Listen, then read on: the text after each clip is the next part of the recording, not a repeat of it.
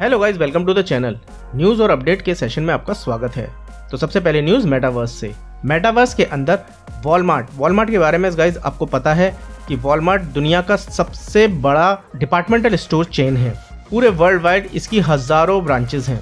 तो वॉलमार्ट ने रोब्लॉक्स के साथ में मेटावर्स में एंटर किया है। Walmart has enter the metaverse with the launch of Walmart land and Walmart universe of play on Roblox. Walmart ने रोब्लॉक्स पर वॉलमार्ट लैंड और वॉलमार्ट यूनिवर्स ऑफ प्ले के नाम से जो मेटावर्स में अपना इन्वेस्ट किया है उसके थ्रू एंटर किया है। The metaverse gaming platform has 52.2 million daily active users.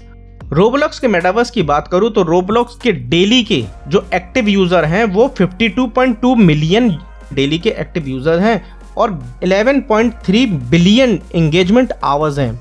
Walmart के एक अधिकारी ने कहा है कि उनके customers are spending lots of time on there, मतलब कि उनके कस्टमर्स जो हैं वो बहुत सारा टाइम रोब्लॉक्स के मेटावर्स में स्पेंड कर रहे हैं, बिता रहे हैं। इसी वजह से अपने कस्टमर्स को और सुविधा देने के लिए मेटावर्स में एंटर किया है ताकि लोग मेटावर्स के थ्रू जो उनके कस्टमर्स हैं वो मेटावर्स के थ्रू वॉलमार्ट से कनेक्ट हो सकें। तो वर्ल्ड वाइड बड़ी बड़ी कंपनियां भी मेटावर्स, ब्लॉकचेन और वेब3 की टेक्नोलॉजी को समझकर आगे बढ़ रही हैं। तो अगली न्यूज़ है रशिया से। Russian start developing mechanism for international crypto payments, मतलब रशिया ने इंटरनेशनल क्रिप्टो पेमेंट के लिए एक मैकेनिज्म तैयार करना शुरू कर दिया है। रशियन इस बात पर पूरी तरह से एग्री हैं, सहमत हैं कि वो इंटरनेशनल पेमेंट जो उन पर सैंक्शन लगने के बाद जो उन्हें इंटरनेशनल ट्रेड करने में दिक्कतें आ रही थी उसको सॉल्व करने के लिए वो क्रिप्टो को एक अच्छा माध्यम मानते हैं, एक अच्छा वे मानते हैं कि कहीं ना कहीं इंटरनेशनल बॉर्डर के पास जो ट्रेड किए जा रहे हैं उनके सेटलमेंट के लिए क्रिप्टो करेंसीज एक अच्छा रास्ता हो सकती है ट्रेड को इनिशिएट करने के लिए, ट्रेड को जारी रखने के लिए।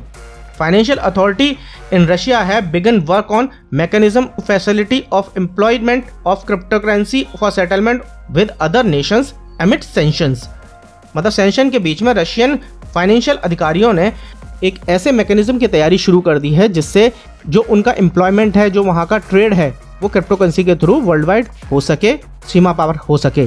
The country central bank and finance ministry already agreed on the draft law regulating across border crypto payments, मतलब उनकी वहाँ की जो सेंट्रल बैंक और फाइनेंस मिनिस्ट्री है वो पहले से ही इस चीज़ पर एग्री है कि क्रिप्टो को as a payment method cross border use किया जाए।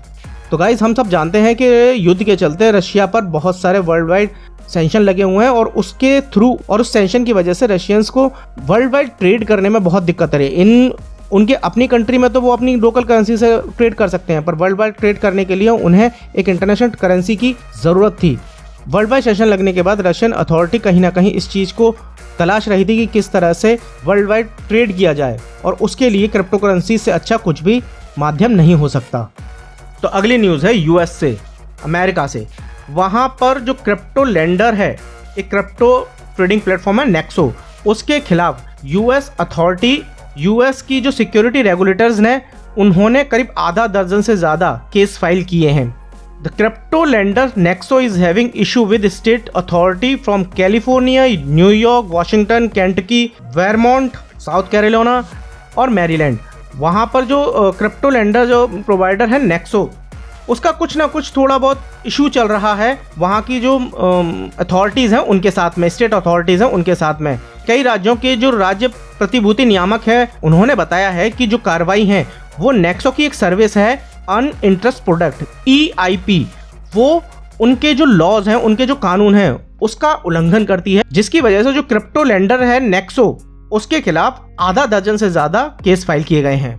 तो अगली न्यूज़ है टेरा लूना के फाउंडर डो क्वान की। जैसा कि हमने पहले अपनी न्यूज़ में बताया था कि डो क्वान के खिलाफ उनके देश साउथ कोरिया ने अरेस्ट वारंट जारी कर दिया है और डो क्वान इस समय करंटली जो है वो सिंगापुर में है। दैट्स वाई उसकी गिरफ्तारी नहीं हो रही थी और इसी के चलते दक्षिण कोरिया अधिकारियों ने इंटरपोल से अपील की थी कि टेरा लूना के जो लैब संस्थापक हैं, जो को फाउंडर हैं डो क्वान, उसके खिलाफ रेड नोटिस जारी किया जाए।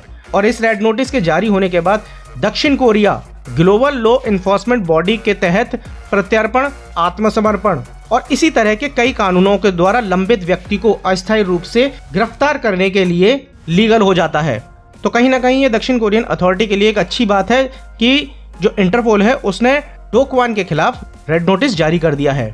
तो अगली न्यूज़ भी लूना और डो क्वान से ही रिलेटेड है।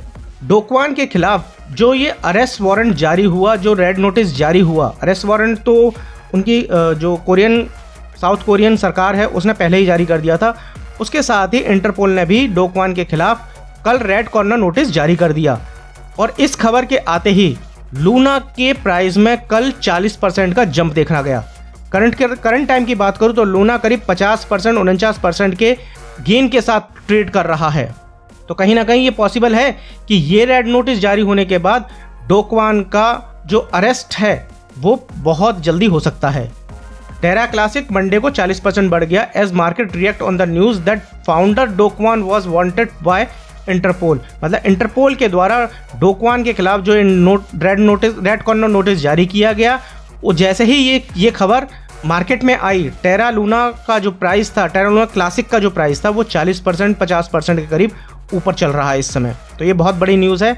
अगर डो क्वान अगर अरेस्ट हो जाते हैं तो ये जो स्कैम हुआ, ये जो फर्जीवाड़ा हुआ है, उसके बारे में इंटरनली क्या बातें हैं वो निकल कर आ सकती हैं। तो गाइज ये थी आज की न्यूज़ और अपडेट। न्यूज़ और अपडेट के सेशन में अगर कोई सुझाव या सजेशन हो तो हमें कमेंट सेक्शन में ज़रूर बताएं। साथ ही इन न्यूज़ को अपने फ्रेंड और दोस्तों के साथ ज़रूर शेयर करें ताकि लोग world wide in crypto news से अवेयर हो सकें। तो गाइज आज के वीडियो में इतना ही, मिलते हैं फिर किसी नेक्स्ट वीडियो में। Thank you.